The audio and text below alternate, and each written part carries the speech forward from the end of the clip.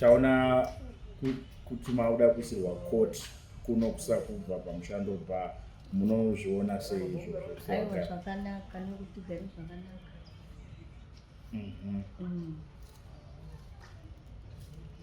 Saka munonga makutasira here kuuya kwekoti pedyo nemi kuchaita kuti mhosva dziderere kana nekutaskira Aiwa, tinotoderera zvekuti kusunga munhu kuti kusunga hakuti Ndiri kuona zvakanaka nekuti mbavha dzakatowanda muno mumashu. Panzvimbo yedu pamwe vangabvundukawo kuti koti yapadhuze pamwe mbavhawo dzingaite shoma senge pagiraundi pakatozara mbavha dziri kungotorera vanhu mafoni, zvivi, kuroverwa kwevanhu, kurowa kwavanhu, saka tinotofanira imimi makamboronawo here bhawa iri rechioperator ranga rakanakira kucommunity here kana kuti raitounza zvakaipa? Ndakangonzwa zvazvo kudhara asi kudhara kwatazwa kuti kwaiurawa vanhu pabhawa vanhu vaifa vachiurawa kuri kudhapa asi zvokuti koti hayi yakaita.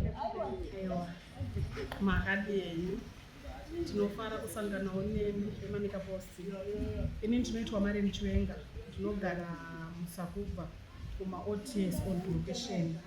Tinofara nechirongwa chamauya nacho chekuti raimbova bhawa redu remushandira yava koti, zvinotibatsira zvakanyanya uye muno mune mbavha dzakawandisa. Vanhu vanobatwa mahuruveki usiku hapafambiki, saka zvinoreva izvo kuti kana apa yakoti zvoreva kuti hapavharwi, ndizvo zvoreva kuti hapavharwi, panenge pachishanda 24 hours. Saka zvinotibatsira zvakanyanya kune vanhu vari kuponda vanhu kubva pachigopa kusvika panapa pakona show, vanhu vanenge vachipondwa. Saka zvinotibatsira zvakanyanya kuredusa mbavha muno muOTS.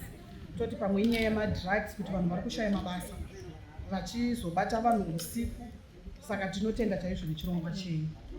Ndinozi Simba Forek, ndinogara muno muSakubva. Panyaya yebhawa rinei, panyaya yenzvimbo inei ndinokurudzira kuti pauyiwe, ndinokurudzira kuti paitwe kuti nekuti muno muarea muno macrimes awanda.